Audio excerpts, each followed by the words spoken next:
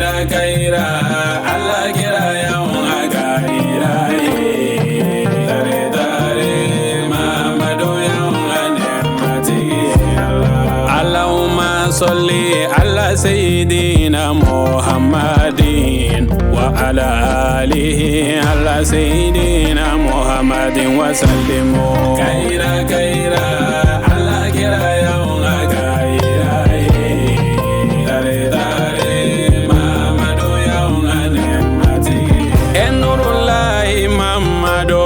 Habiballahi Muhammadu Takiyullahi Muhammadu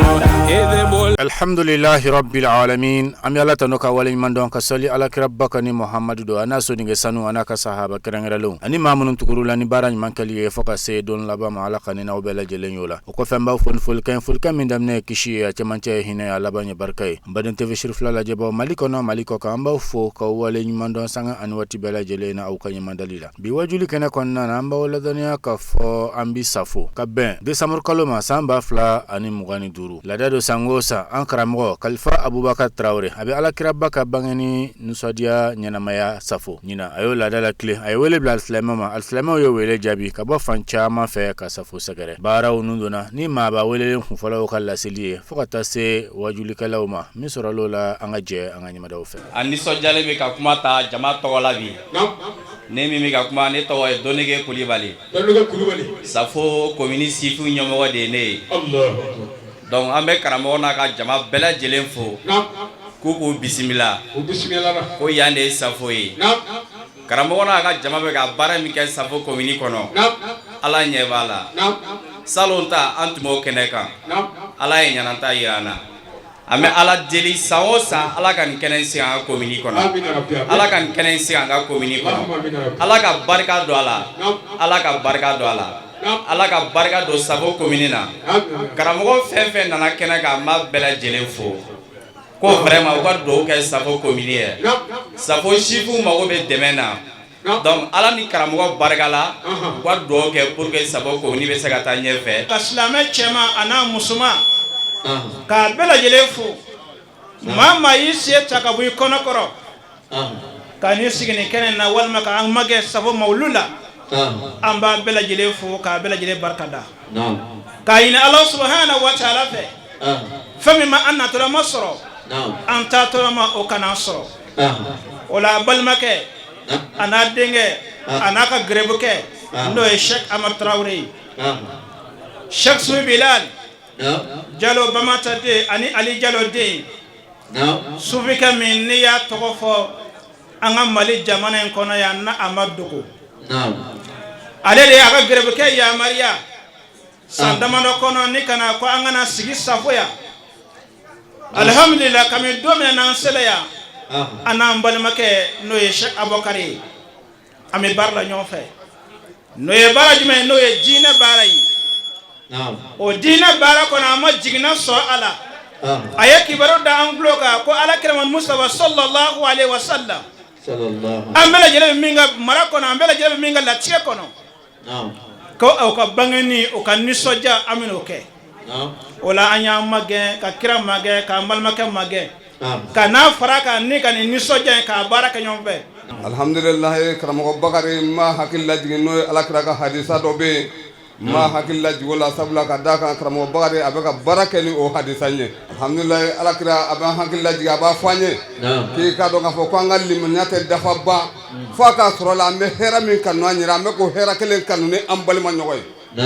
dogo ko mana nyasro karamo bakari abaka baraka ni ala kira ka ni hadisa nye sabla ka daka ibe dina law ibe targalaw ite targalaw iye kadriya iye fenfenyo karmo bagari nabi je ka barake ñofe abe hera kan na yere wallahi aba kan ni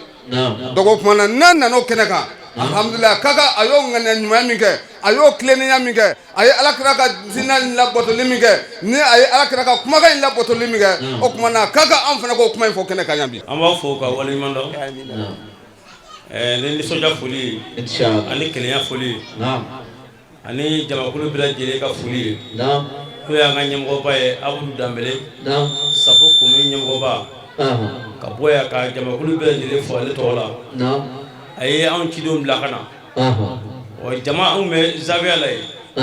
bugu du laben kana Allah sɔnna sani wula cɛ jamakulu tɔw se yan ni Ala sɔnna an bɛ bɛɛ fo ka bɛɛ waleɲuman dɔn k'an ka imamu yɛrɛ fo n'o ye Ustaz Bakari Tarawele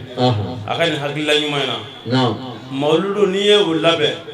i y'o labɛn jama bɛɛ de ye o la ko halisa mɔgɔw bolo b'o la su an bolo b'o la tile kɛrɛnkɛrɛnnen Bakari tɔgɔ la ko wulila Safoya n'Ala sɔnna an bɛ jɛ k'a kɛ ɲɔgɔn fɛ an bɛ Ala deli Ala ka san caman yira an na wasa ni kɛnɛya la an karamɔgɔba ka foli bɛ yan a ka dugawu bɛ yan n'o ye Sɛrifu Usumani Madani Hayidara ye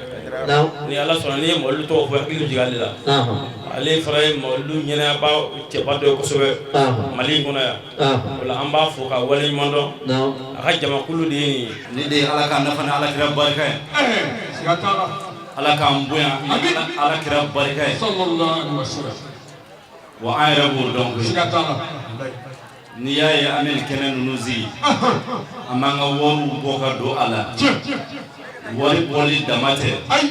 an bɛ tila ka fangalabaaraw kɛ a la Safoya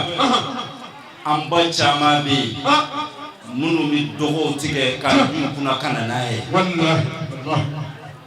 wajibi bɛ kɛ kɛnɛ minnu kan a kɛnɛ ninnu bɛ dilan k'a labɛn de a tɛ taa fangalabaaraw kɔ o bɛɛ kɔfɛ minnu bɛ bɔ yɔrɔ janw na ka na u t'u ka yɔrɔ janya u t'o lajɛ nin bɛɛ kɛ kun ye mun ye ni maa min y'anw kanu an yɛrɛ b'o kanu siga t'o la dɛ ni maa min ye maa ɲumanw kanu u yɛrɛ bɛ k'i ni kɛra Alakira fɛ Alakira de bɛ kanu ɲɛsin an ka na nin kɛnɛ ninnu kan a nafaw ka ca kojugu a dan tɛ mawuludu dama ye ziyara b'a kɔnɔ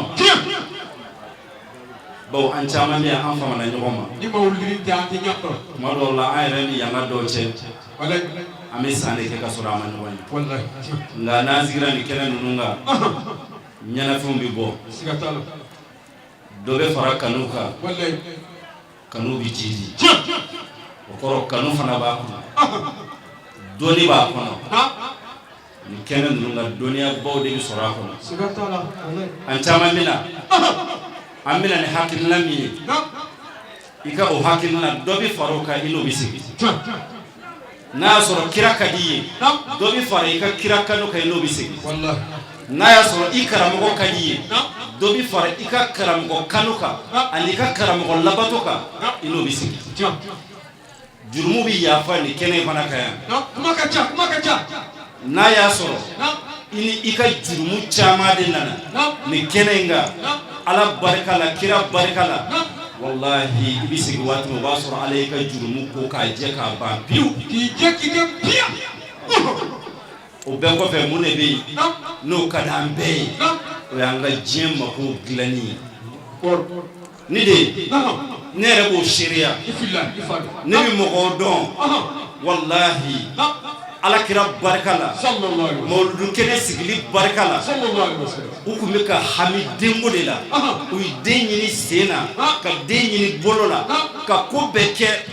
u ye wari min don a la ni Ala tɛ maa ta hakɛ dɔn u ma den sɔrɔ nka mawuludu kɛnɛw Ala n'olu barika Alakira barika wallahi Ala ye den d'u ma ne yɛrɛ b'o seereya n yɛrɛ b'o caman dɔn maa min hamina ka denko la n'a fɔra ko den yɛrɛ tɛna sɔrɔ ni o tigi den sɔrɔ n'a y'a sɔrɔ amina wɛrɛ bɛ e fana na munna o tɛ se ka ɲɛnabɔ donc an b'a ɲini Ala fɛ Alakira barika Ala k'an mago dilan an karamɔgɔ minnu bɛ yan an b'a dɔn k'a ɲɛ to olu la wallahi Ala b'a mago dilan ko k'i sigi k'i ɲɛ jɔ i karamɔgɔ la miniti damadɔni dɔrɔn an karamɔgɔ b'a fɔ an ye n'i bɛ ka daba biri ka nɔnɔ bɔ a la o furanjɛ ni hakɛ a bɛ nafa min ye ye an ka nin taasira in kɔnɔ a bɛ nafa min ye ye diinɛ kɔnɔ wallahi i yɛrɛ bɛ baara o baara kɛ i ka zikiriw la i t'o nafa sɔrɔ ziyara kana b'i karamɔgɔ ye o bɛ nafa min se i ma i ka wurudi i kɛ man di k'o sɔrɔ o la mais an caman bɛ yen an b'an cɛsiri zikiru la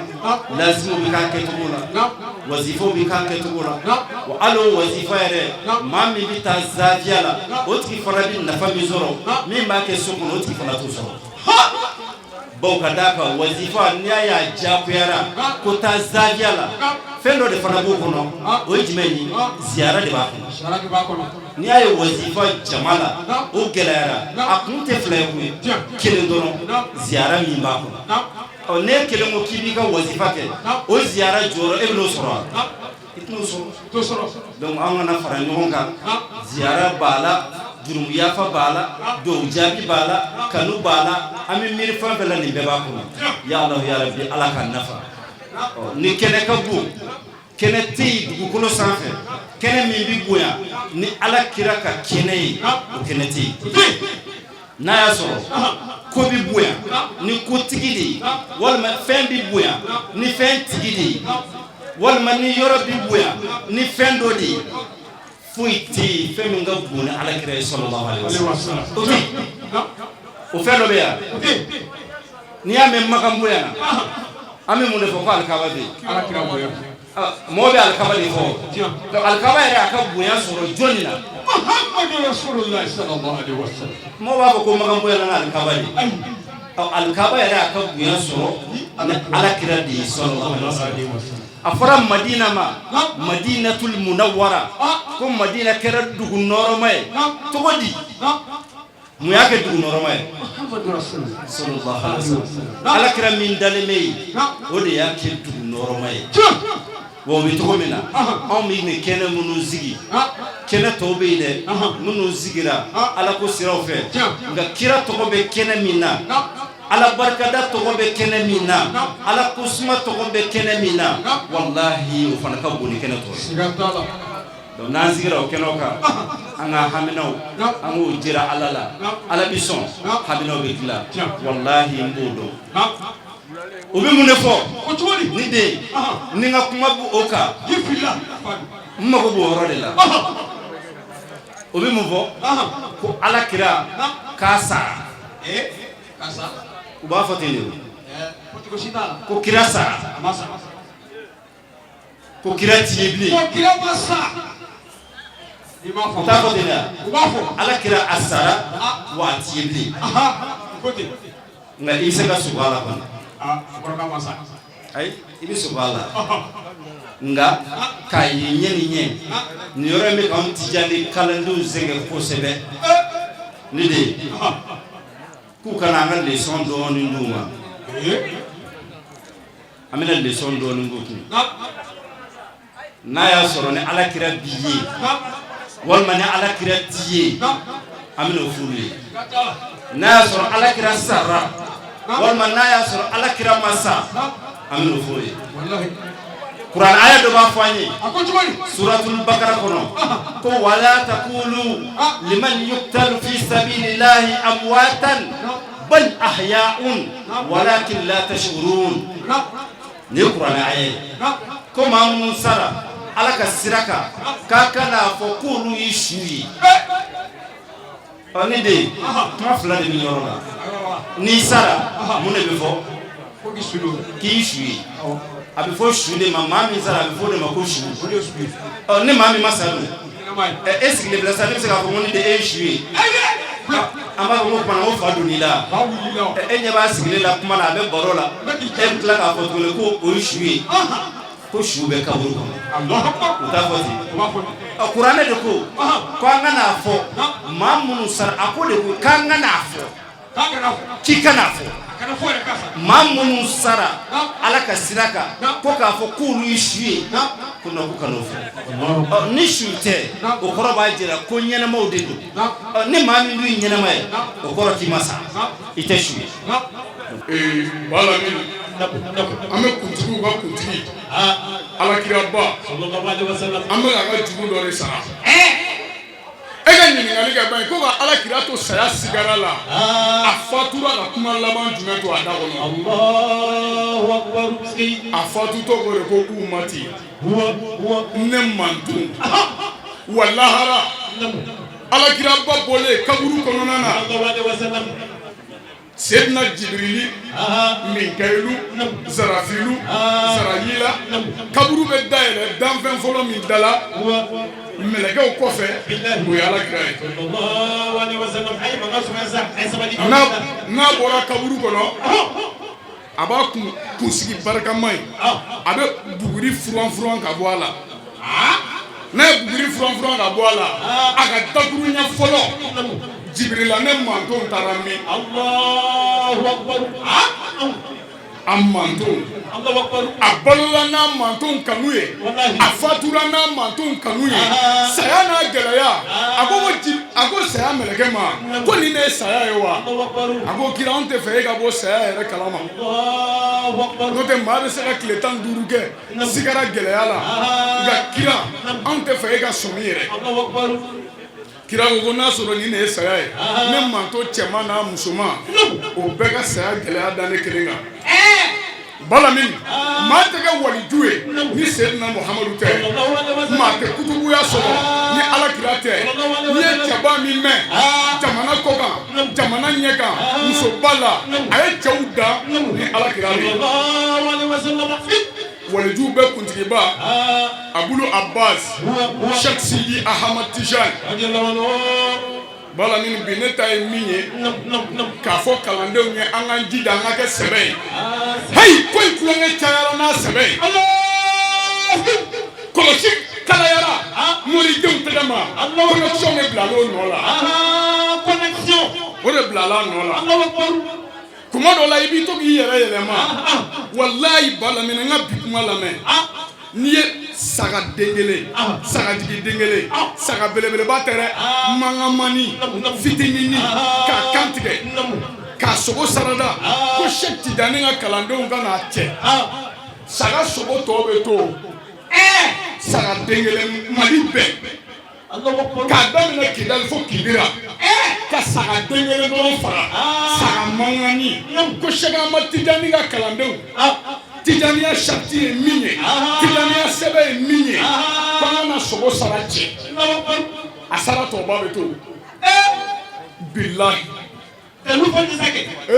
balamini e ɲɛ tɛ ka wurudi la bi e ɲɛ tɛ kalandenw na bi wa Sheikh Ahmad Tijani min ka taasira Muhamadu Afizu Shirkiti o kɛra min kalanden ye Mawuludu Falu o kɛra min kalanden ye Abdul Karimu Nakili Jalo o kɛra min kalanden ye Cheikh Umar Futi Adamu de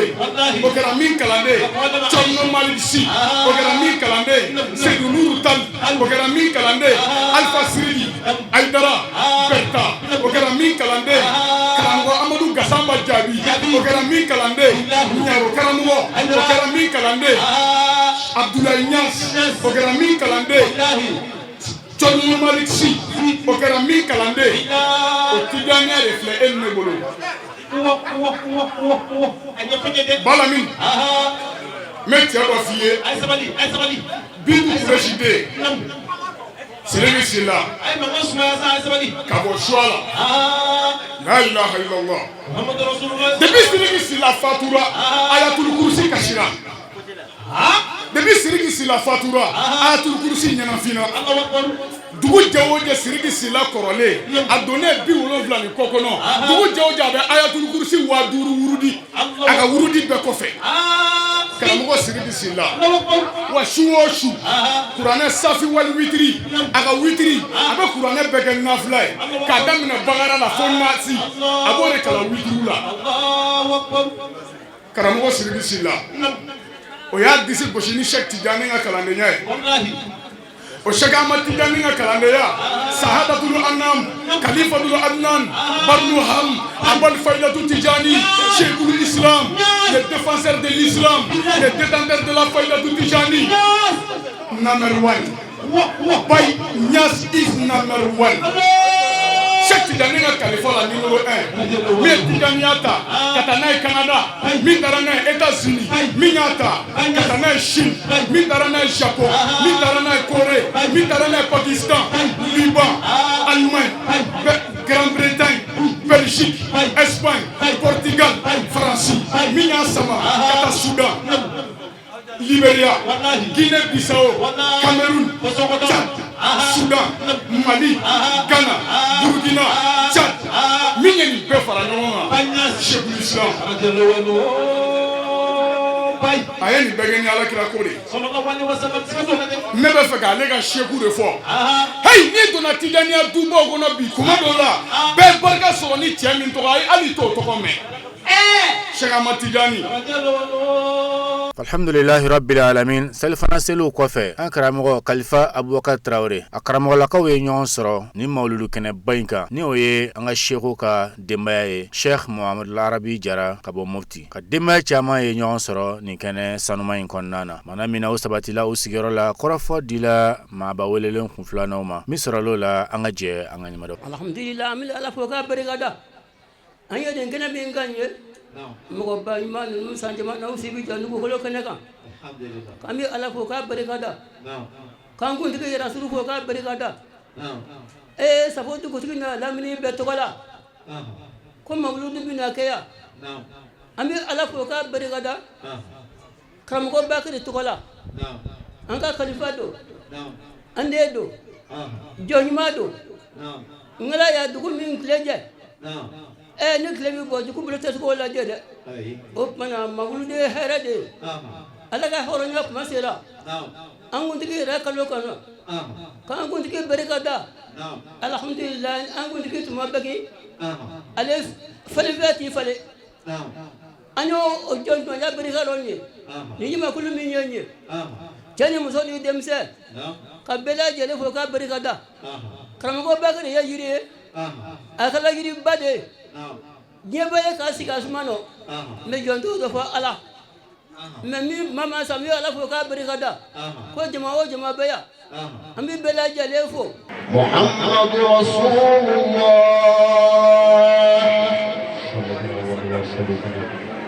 والذين معه أشداء على الكفار رحماء بينهم تراهم ركعا سجدا يبتغون فضلا من الله ورضوانا سيماهم في وجوههم من أثر السجود ذلك مثلهم في التوراة ومثلهم في الإنجيل كزرع أخرج شفعه فآذره فاستغلظ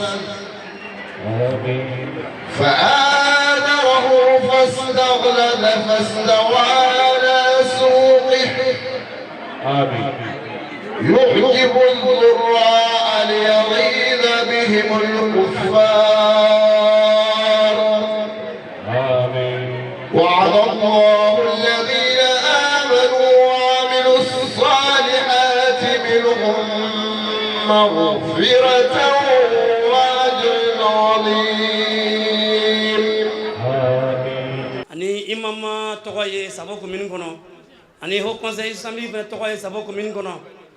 an bɛ foli se nabaga bɛɛ lajɛlen ma k'aw bɛɛ bisimila an ka mawludu kɛnɛ kan bi an b'a ɲini Ala fɛ Ala kana fɛn k'aw la aw segintɔ la an nana sigi kɛnɛ min kɛ Ala ka kɛnɛ Ala ka jidi Ala ka san caman d'an ma an ka kɛ halisa an b'a ɲini Ala fɛ Ala ka jamana Ala ka basigi don a kɔnɔ an ka commune Ala ka basigi don a kɔnɔ ɲɛtaga bɛ Ala bolo Ala k'o d'an ma an minnu ye tarikatigiw ye ani minnu tɛ tarikatigiw ye an b'a ɲini aw bɛɛ fɛ a kana tarika ta tarika de sira ye sira min bɛ adamaden ɲɛ yɛlɛn ka bila diɲɛ kɔnɔ k'i bila lahara kɔnɔ fana kɔnɔ an b'a ɲini aw fɛ an bɛ yafa ɲini aw bɛɛ lajɛlen fɛ Bijal Mustafa. Safo commune a mairie tɔgɔ la a maire n'a ka conseil o ko bɛ Safo commune dugutigi n'a dugutigi bɛɛ fo ani a conseil ani commune dugutan cɛ ni muso bɛɛ lajɛlen k'u bɛɛ fo k'u barikada o la Ala ye a latigɛ ko bi ye mawludu ye an ka karamɔgɔ n'o ye an fa n'an kɔrɔkɛ an'an denkɛ Bakari Tarawele minnu ni Ala y'a kɛ yelen Safo commune kɔnɔ ani Safo commune bɛɛ lajɛlen lamini na Ala y'o kɛ anw ye Safo commune an bɛ Ala fo la Ala de ye masa ye nyongo mogoba ne ala tigɛ ka a di e ma ka komuni kɔnɔ ala ye koba kɛ n'ala y'o latigɛ bi kabi a ka ko daminɛ fɔ bi hakili b'a la Safo komuni a cɛ n'a muso diinɛ ka yawara ka komuni kɔnɔ effectivement a jɔsen a bonyana. Ami ala tanu ka ala barkada amanga sheku foku barkada man lam yakun lahu shaykun fa shaytanu shaykuhu ñemogo soroli ñemogo mi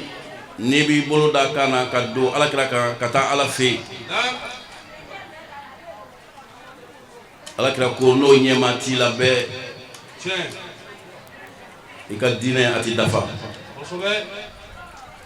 mi ala tanu ka ala barkada no soroli u fila an cɛmaya ka bɔ Maroc sisan ni mawludu in kama ni sɛgɛn caman ye kanu sigi foyi t'an bolo ni alhamdulilayi tɛ k'an ka colonel fo ale min ye sababu ɲuman ye inna ja'alna kulla shay'in sababan fattabi' sabab wa anw ye fɛn bɛɛ lajɛlen de kɛ sababu ye ko adamaden kana ɲinɛ sababu kɔ sababu ka bon kosɛbɛ an b'ale fo ka barikada ka dugawu k'a ye ni sija ni kɛnɛya ye ala k'o d'an ma an ka seku an b'u fo k'u barikada ala k'a ɲɛmɛ u la san caman an ka nin kɛnɛ sigi mɔgɔ o mɔgɔ bɛ kɛnɛ kan an balakaw n'an falakaw komini dugu 14 bɛɛ an b'a bɛɛ fo minnu y'a faamaw ye minnu y'a dugutigiw ye minnu y'a alimamiw ye minnu y'a conseillers ye minnu y'a jeunesse mɔgɔw ye an b'u bɛɛ fo k'u barikada o dugu 14 na dugu tɛ yen min n'a bolofɛn dɔ ma na mawuludu la o tɛ yen min mana ni lɔgɔ ye walima i mana ni hidiya ye walima i mana ni papa ye en tout cas dugu dɔ bɛɛ kɔni ye lahala dɔ kɛ walasa i ka ye mawuludu la maa bɛ ala tanu ka ala barikada o la k'o fɔ seku ye dugutigi yɛrɛ a ka ca kalo kelen dugutigi yɛrɛ Safo dugutigi a yɛrɛ y'a ka hidiya di ka dugu cɛkɔrɔbaw bɛɛ fara ɲɔgɔn kan k'a da u tulo kan ale y'o baara kɛ o mɛnna fo kana se bi ma tuguni u kana kɛnɛ kan ka na foli kɛ sekuw la ka ɲini u fɛ u ka dugawu kɛ u ye halisa kɛrɛnkɛrɛnnenya la an bɛ dugawu kɛ an balakaw u jɔyɔrɔ ka bon ko in na kosɛbɛ o ye mun ye o ye lɔgɔ ye lɔgɔ a tɛ san bɛɛ lajɛlen de b'a dɔn hali ni min ma lɔgɔ sɔrɔ k'a da i kun na a bɛ na ni wari ye ko nin y'ale ka lɔgɔ sɔgɔ ye ko ka lɔgɔ san Allahu Akbar la in shakartum la azidannakum n'a ye barikadali kɛ o de ka di ala ye maa bɛ a ɲini seku fɛ u ka dugawu kɛ komini dugu 14 bɛɛ ye a fɔ a b'a ye Safo min ye ka dugawu k'a ye i n'a fɔ an ka mɛrilakaw y'a fɔ cogo min kow ka gɛlɛn kunnafoni dila minnu bɛ kɛnɛ kan ka jaw ta k'a cɛrin an bɛ dugawu kɛ u fana ye nin bɛɛ lajɛlen de b'a to kuma o kuma bɛ fɔ yan a bɛ kɛ ka dɔ kanda fɔ Amérique mais a sababu ye dɔw de ye an bɛ foli kɛ ka barikadali kɛ sekuw ye ka ɲini u fɛ u ka dugawu de kɛ foyi tɛ an da ka barikada kɛ dɔrɔn mɔgɔw ye waleɲuman min kɛ k'u fo la k'u bonyamasegin kɛ o ye anw ka kuma dɔrɔn de ye bi ka tila ka dugawu ɲini u fɛ ala ka san caman ta yira an na ala k'an ɲɛmɛ ni seku ninnu na dugukolo a b'a dama kasi nin cogo de la dugukolo b'i dama kasi ni maa ɲuman tagamani ye ale sanfɛ ɔ mɔgɔ ɲumanw bɛ taa ka segin kɛ dugukolo min kan san o san an b'a dɔn mɔgɔ minnu fana bɛ ye o kɛnɛ kan walima mɔgɔ minnu b'a dɔn k'a fɔ ko nin ala ka maa sɛbɛnw natɔ ye k'u kunbɛn ni ka farikolo ni bolofɛn ye o fana ye ala ka hinɛ dɔ ye n'o tɛ bɛɛ tɛ se ka faamu yɛrɛ jango i ka ye a la maa bɛ ala tanu ni nin maa sɛbɛn ninnu ye ala ka maa sɛbɛn kelen n'a sen donna yɔrɔ la ala bɛ ko caman effacer a kosɔn mais minnu b'a dɔn olu de b'a dɔn mais n'i y'a fɔ dɔw ye u b'a fɔ k'an bɛɛ ka kan ala ka hakili ɲuman di an ma o kumaw la an nana bɔ ka mɔdɔ la san o san fɛn kelen ni dɔgɔ fara kan dɔ ti bɔ a la an b'a fɔ k'a barika da أعوذ بالله من الشيطان الرجيم بسم الله الرحمن الرحيم الحمد لله رب العالمين الرحمن الرحيم مالك يوم الدين إياك نعبد وإياك نستعين اهدنا الصراط المستقيم صراط الذين أنعمت عليهم غير المغضوب عليهم ولا الضالين اللهم صل على سيدنا محمد الفاتح لما أغلق والخاتم لما سبق ناصر الحق بالحق والهادي إلى صراطك المستقيم وعلى آله حق قدره ومقدار العظيم صلاة تملا وشامه وربنا بلا شرم النواب اللهم أعطنا شيخنا وسيدنا مولانا ربي بن يوسف رجال وعد ونبي أمين سبحان ربك رب العزة عما يصفون والسلام على المرسلين والحمد لله رب العالمين أمي شكو فوق وبركة ubunya awa ka wale mando ka timnaja on no fe anga ko bela o ko amada si sorola barka bay diamond toujours wati be o alaka sanwere ke ni nyogona alaka anga la yunu be sabati ame fon fe nyina alaka abe no ya ni alaka jamana yere jaka jamana suma o ka ambe kilingile mako ambi kuma do anye kuma kala mi ya bla kuma na muna aboka tietire mo ko tietire shegla rabi fla ay dew soro dew babulu me abena ka hima abena ka fleli on ga flel fe muni adama de yere doni and adama de yere jeli anyo ye jona colonel Isa na ba ko bakar colonel Isa aya damine aya la muna ayere beni shegla rabi beni yere beni shegla rabi ma shegla rabi ba beni ma mo turo ko itugura shegla rabi de ko bo pe aga mukadam khalifa mi abokari ay Isa don ko ju aya doni muye aya doni shegla rabi ama fu yala ni shegla rabi te adama de dibi kuma fo ikal lasari lage mi glolendo ni glolora e bi fe mi ni ba solo sa o ko do sigara ta anda anyebo de ya la o de ba on wili ka bo fanga yoro la pour ka sigara ka kanasi note on sigini man tan kene chamana alhamdulillah rabbil alamin o temenen ko ankaramugo Sheikh Bay Ibrahim Jara ay dakruna flamin la se ni kana sanmen kon nana fol kauna an wala ni mandon kawni dugawla anga je anga yima do fe ambi ala tanu alhamdulillah antara Sheikh la rabi fi yes ambi ala barkada alhamdulillah ni wali Sheikh la rabi wulaki ambi soli ke kiraka wallahi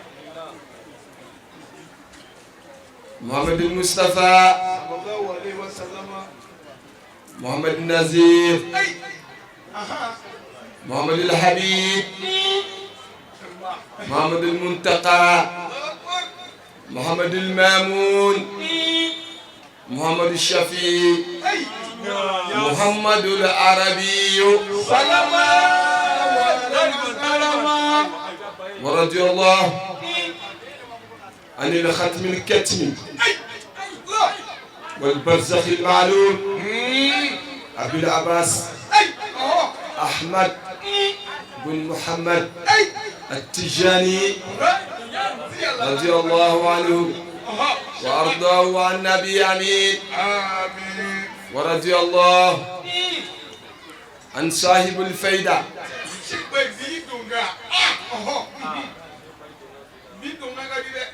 والسعادة الأنام الشيخ الإسلام الحاج إبراهيم الناس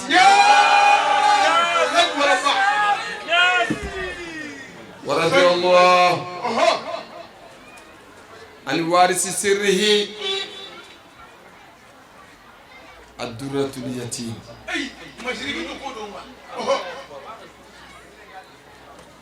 الشيخ الحاج محمد العربي ورضي الله عن خليفته الشيخ محمد شفيع رضي الله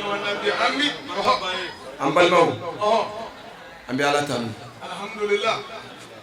بحر الفهوم أم جيني على كرافة صلى الله عليه وسلم صلى الله عليه وسلم نالي تنته فويتكي n'ale tun tɛ fɛn tina kɛ fɛn bɛɛ kɛra n'ale de ala b'a fɔ hadisi kudusi la kuntu kɛnzan mafiyan lam uraf fa ahbabtu an urifa fa khalaqtu khalqan fa ta'arraftu ilayhim fa bi arafuni k'ale ala tun bɛ yen k'a sɔrɔ foyi tɛ walisa a bɛ yen fɛn ma fara ka bɔ yen ayi foyi faralen tɛ ala kan a b'a ka kɛnɛya kɔnɔna na fɛn ma fara a kan k'a sɔrɔ fɔlɔ fɛn ma fara a kan wa bi fɛn faralen t'a kan huwa Allahu ahadun Allahu samadu lam yalid wa lam yulad lam yalid wa lam yulad wa lam yakun lahu kufuwan ahad. Ala ye nin f'i ye kuranɛ kɔnɔ ko fɛn ma bɔ a la a ma bɔ fɛn na wa foyi ti komi ale ɲɔgɔn n'o kɛra ye ne o kuranɛ ka ɲi ye tiɲɛ ye est-ce que fɛn bɛ se ka sɔrɔ ka fara ala kan o kumana aw dun aw ye jumɛnw ye aw ye mun ye aw tɛ yan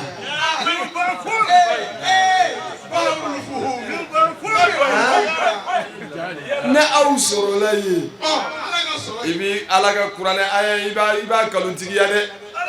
parce que ala ko kullu shay'in halikun ila wajhahu balimaw ala ko kuranɛ kɔnɔ ko foyi tiɲɛ fɛn bɛɛ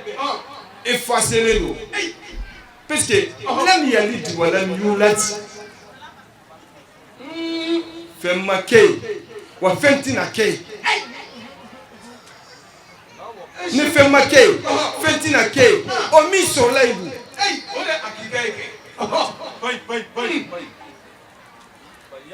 Sheikh Ibrahima Niass a nana ni nin dɔnni de ye diɲɛ kɔnɔ a ko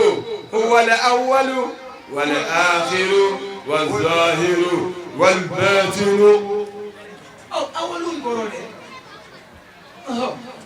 ko ala tun bɛ yen k'a sɔrɔ foyi tɛ yen ale de ye fɔlɔ ye a b'a ka kɛnɛya kɔnɔna na ale de ye laban ye a b'a ka labanya kɔnɔna na fɛn tɛ yen wa ale de banginen don foyi banginen tɛ n'ale tɛ dɛ foyi banginen tɛ n'ale tɛ n'o ye tiɲɛ ye o foyi banginen tɛ n'ale tɛ ale jɔnni ale ala de banginen don wa huwa zahiru wal batinu kuranɛ lajɛ kɛ kuranɛ de bɛ ka nin tafsiri k'i ye ko ala ko ale de banginen don wa ale ala de dogonen don dɔnnibaaw ko sufiw ala dɔnbaw ko la urifa haqiqatal waliyu la ubida ko n'i ye ala ka waliju hakika dɔn k'i b'a bato waliju ye jumɛn ye o kumana n balimaw n'i y'a ye ni jamaw bɛ fara ɲɔgɔn kan ka na k'u bɛna mawuludu kɛ mawuludu bɛ yen mais mawuludu jɛn dira ni mawuludu min ye a ka kɛ o fana bɛ yen dɛ ala ko kuranɛ kɔnɔ ala kirama la tuharrik bihi lisanaka lita'ajjala bihi inna alayna jam'ahu wa qur'anahu fa idha qara'nahu fattabi' qur'anahu ala ko kirama anw ye kuranɛ dɔnni bɛɛ don i la nka i kana fɔ dɛ a to i ka yamaruya sɔrɔ i ka diɲɛ sɔrɔ ka bɔ i ka sheku la f'i ka sheku ka n'a d'i ma i ka sɔrɔ k'a fɔ o kumana ja hali kuranɛ kalanni bɛnnen tɛ f'i ka diɲɛ sɔrɔ n'i ma diɲɛ sɔrɔ n'i y'a ta kuma dɔ la kuranɛ b'a f'i ye ko fawailun yawmaizin lil mukazzibin ko wayli e balaw do de ko bi jigi galontige law ka est-ce que e saniyala ka bo galontige ma allage depuis Qur'an damine Qur'an e mun fi ko al-Qur'anu la yamassuhu illa al-mutahharun ko Qur'an min flani adafale ikana magala fi ka saniya saniya jumendo ibo de nyeyini ko shidon diga kanga saniya chogamina selji saniya te est-ce que selji saniya o se ka hashiria bo duskuna selji saniya o se ki bo jinaya la selji saniya o ti bo yere boyena ayi ki ka saniya ka bo o be de la folo e ka soro ka Qur'ane kana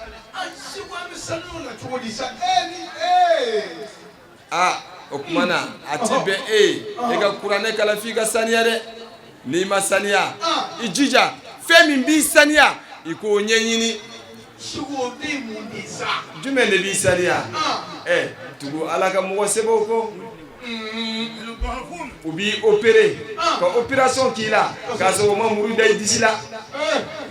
kira opéré la o chef la demsenia na opéré la akira makorba ya opéré la mais ka so murute o kumana o opération o de bi cheikhu bolo yo kieta ala kira sallallahu alaihi wasallam o de ko ala kira ko sallallahu alaihi wasallam ulama ummati ke anbiya'i bani israil ne manto doni baw ab komi israil nabi nyumo atlara mu fatukun al ulama warasatul anbiya'i doni ba nu o doni ba jumelo we minu ye walijuya so ka walijuya so ala kira be kuma o doni de kan wi ala teriyo walijuya dun ti so fika tu waliju no fe fika tu ala ka mo sebo no fe o kuma na alhamdulillah o koso mo annana sigi mauludula ni jey isnul mutlaq Allah l'islami ne nogotala ama falsifié c'est original sinon Cheikh Mohamed Arabi ay jamana indoni be kafu ka bedo akumulo la fani tan ani kele aya développer ka ke fani biduru ani sabaye Allahu akbar Cheikh Arabi mais amade ka mawludu kene sigi fo domi ay jesoro ka bo Cheikh Ibrahima na bo o jey o lusni ne bi ka we fo kana se safoya Allahu akbar sino Abubakar Khalifa Abubakar doni ba tundo almami tundo tafsir kela tundo mais ama mawludu sigi fo domi ay jensoro ka bo aka Cheikhula o de la adamade ijija ikatugu almutassilu bil mutassil mutassilun ijija iki connecté ki noro mi connecté mi connexion mi mina e ibi lumière soro wallahi yele digi katugola ola anana sigi o mawludu kelen kanya ni ya san chama ye wallahi amba fo ala ni che alhamdulillah ambi ala fo aka foni sirela ambi ala fo aka hinemi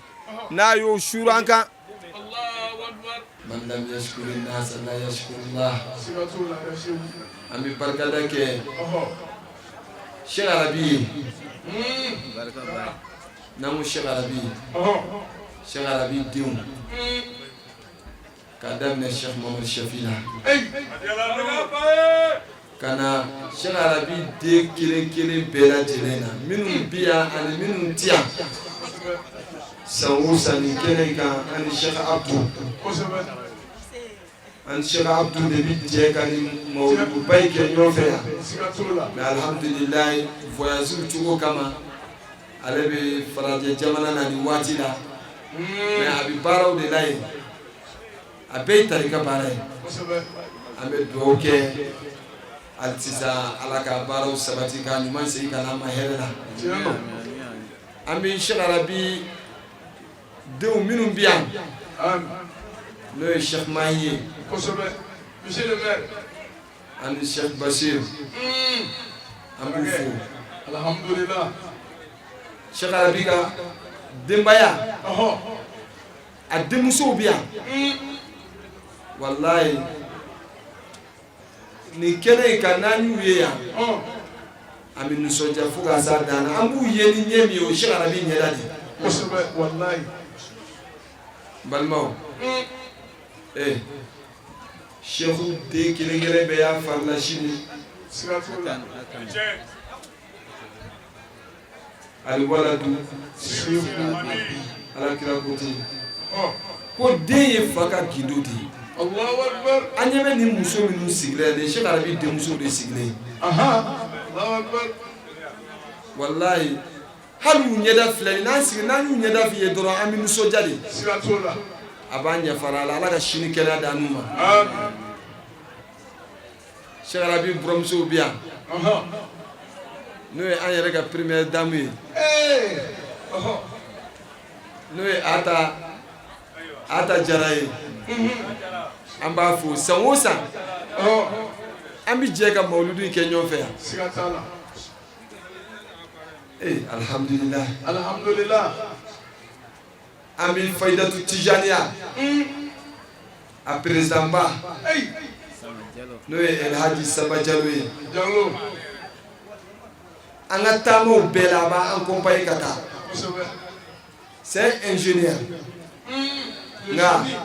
n'i y'a n'a ka dulokiba ye mɔgɔ bɛ na ko dugawu kɛ ye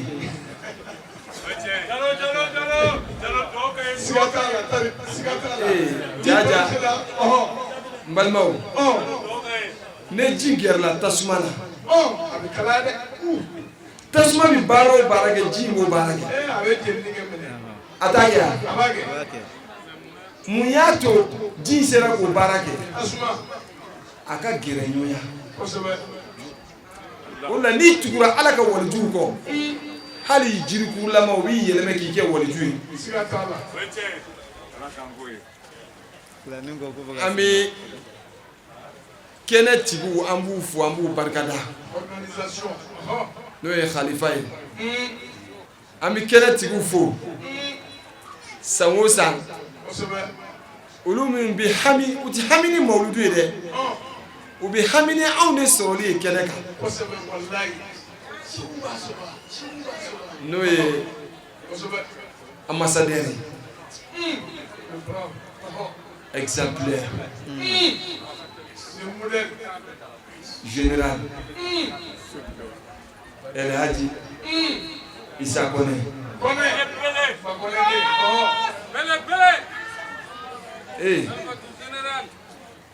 ala ko kuranɛ kɔnɔ ko kuma na kira ti kɛ aw ye ladege ko ɲuman ye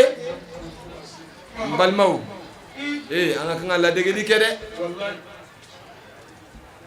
an ka kan ka ladegeli kɛ ne mɔgɔ minnu ɲɛna u ye sira ɲumanw kɛ a ka kan i k'o ladege wattabi as-sabila man anaba ilayya ala ko kuranɛ kɔnɔ ten tugu mɔgɔ ka sira kɔ maa min seginna ka taa ne ala ma ambassadeur ala ka sini kɛnɛya d'an ni an ɲɛ b'a la Khalifa Abubakar Traoré ou bien Bokar Jara de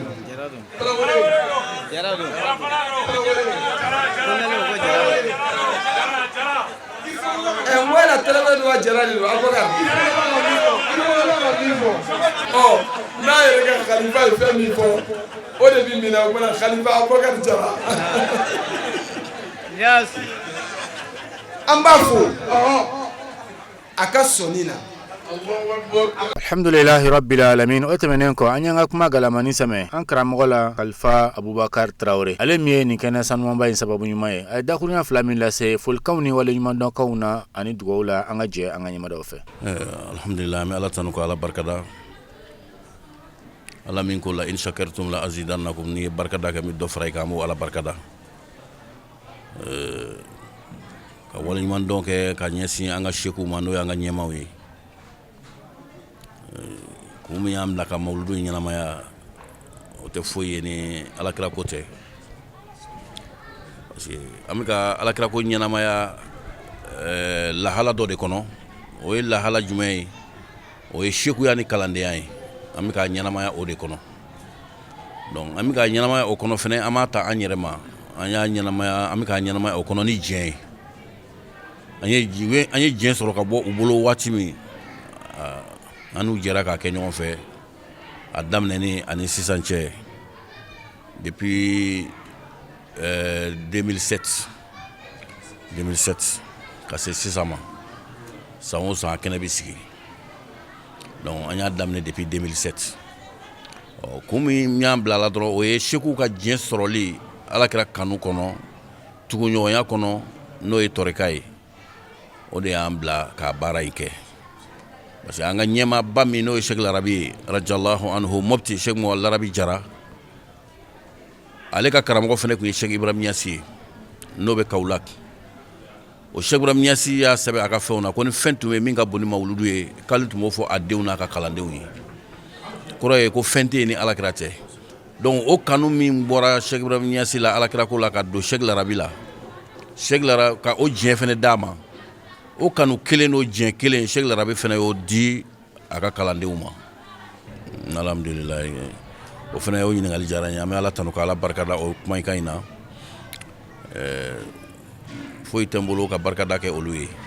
I y'a fɔ cogo min, bolokɔni den kelen tɛ bɛlɛ ta. Safo commune dugu 14 k'a daminɛ Safo yɛrɛ la fɔlɔ, a denmisɛnnin a n'a mɔgɔkɔrɔba, a dugutigiw n'a dugudenw, a cɛw n'a musow, a denmisɛnninw n'a mɔgɔkɔrɔbaw, a fanganamɔgɔw fara minnu tɛ fanga na, a bɛɛ lajɛlen y'i bolo don ni mawuludu in kɔrɔ. K'a fɔ hali sigilen bɛ Safo hal'a ma mɛn, o t'a la, a dunan fara dugulen kan a bɛɛ y'i bolo don mawuludu in kɔrɔ. O ye Safo yɛrɛ kɔnɔna ye fɔlɔ, parce que muso fɛn o fɛn bɛ Safo a bɛɛ bɛ na ni lɔgɔ ye. An tɛ lɔgɔ kelen san k'a kɛ ka mawuludu dumuni tobi Safo yan, musow bɛ na n'a bɛɛ ye. Village environnant ninnu n'o ye commune tɔ ninnu dugu tɔw ye, olu fɛnɛ bɛɛ bɛ na ni lɔgɔw ye, u bɛ na n'u ka namasaw ye, u bɛ na n'u bolola nafolow ye, u bɛ na n'u ka papaye, u bɛ na n'u ka tamatiw ye, u ka nakɔfɛnw bɛɛ, u bɛ tila ka na n'o ye. Commune dugu tɛ yen ko mɔgɔ dɔ tun tɛ yan k'a bolola fɛn dɔ tun tɛ o dugu 14 mɔgɔ si tɛ yen. Alhamdulilayi, an bɛ Ala tanu ka Ala barikada. Ala danni ma ni bɛ mawuludu sigi kun bɔ, Ala ka maa sɛbɛn a tɛ mɔgɔ yamaruya ni foyi ye f'a k'a ye k'a fɔ i ka hɛrɛ de b'a la. N'i y'a ye u ye k'u ka nin kɛnɛ ninnu sigi, u b'a dɔn kɛnɛ ninnu sigilen a bɛ kɛ nɔrɔ de ye, nɔrɔ min n'a bɛ boli ka don dusukun na, ka dusukun tiɲɛnen kɛ dusukun ɲuman ye. U b'o de dɔn, o de la u y'a diɲɛ di. Bon an b'a dɔn depuis a daminɛna 2007 fɔ sisan a kɛnɛ ma deli ka sigi ko dɔ ma tuubi ka wurudi minɛ, o ma deli ka kɛ. Donc an b'a dɔn Ala da o dɔrɔn ma a b'a organiser kun bɔ ka kɛ sababu ye ka maa kelen pe bɔ setanɛ bolo k'a di Ala ma. O ye waliju ka laɲini ye, parce que Sheikh Tidiane yɛrɛ ka laɲini ye rajallahu anhu, a ko walijuya ka pan sanfɛ ka taama ji kan, a ko waliju mun b'o kɛ k'ale b'a ɲini olu fɛ k'olu k'u teru ka bɔ o jɔyɔrɔ la, parce que ko hali ni tɛ seli k'i bɛ se k'o kɛ. Mɔgɔ dɔ bɛ yen a tɛ seli, a tɛ Ala yɔrɔ dɔn wa a bɛ Ala kalama ko bɛɛ kɛ, mais n'a ko ko san kana sisan a bɛ na, n'a ko ko sanji ka tigɛ a bɛ tigɛ, n'a ko ko tile ka tunu tile bɛ tunu, n'a ko tile ka bɔ. Bon ko n'i ka walijuya ni maa min tɛ seli ka jɔyɔrɔ kɛra kelen ye, a bɛ t'i dɔn ka bɔ ɲɔgɔn na yɛrɛ, nin ma ɲɛ fɔlɔ. K'i teru ka bɔ yen i ka taa yɔrɔ jumɛn, Ala banna maa min na k'a tɛgɛ ta k'a di Ala ma, Ala bɛ sɔn a la. Alhamdulillahi rabbil alamin. An baden tebe shirifla la jabo malikono maliko kan ni nabi dansigi bi wajuli kanena anyami soro ka bo safo kalfa Abubakar Traore ka mauludu banyana mayali keneka ambawla doniya ka fo mogo chaman tubira ka do alislamia dinena ni kena sanuma konnana fokata se mogo chaman ye tariqatu tijaniya urdi mine ni kena sanuma konnana baraw sorla ka kunche ni ankara mogo Sheikh Bay Ibrahim Jaraka da khurnya fla dugowiye ka kenna babela jelenye madela subhanahu wa ta'ala fa dugo min dona ni kana sanuma konnana ala ko mine anfasu malibama ala ka mine jiya bela jelema wa akhiru da'wana alhamdulillahi rabbil alamin shukran lakum fi amanillah kaira alla gira ya gaira dare dare mamado ya nemati Allahumma salli ala sayyidina Muhammadin wa ala alihi ala sayyidina Muhammadin wa sallimu kaira kaira alla gira ya gaira dare dare mamado ya nemati enurullahi mamado habiballahi mamado takiyullahi mamado